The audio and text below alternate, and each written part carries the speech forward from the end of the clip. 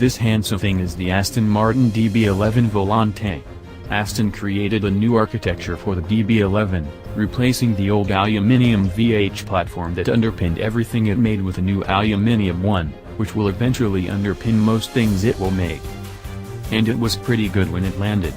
Really good, in fact. Still, ever since that first introduction of it, in the DB11 V12 coupe, Aston's engineers have been tweaking and amending it. You'll read about what they've done for the Vantage soon enough, and they've learned a thing or two along the way. Here they've learned how to attach a soft top to it, rather handsomely, I'd say. The key is getting enough layers in it to insulate, but not so many that it's heavily pronounced. They're proud of how little space it takes up behind the rear seats, and how much room it still leaves in the boot.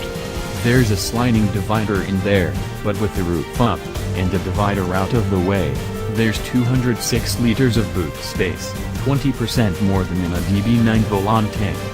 Other numbers?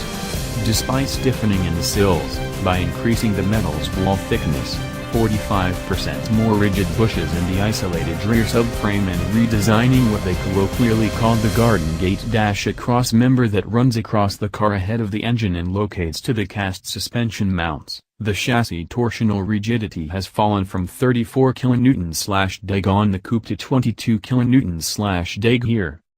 That, though, is considerably more than the 14.7 kN/deg of the DB9 Volante. And anything over 20 kN/deg gives engineers something fairly rigid to work with.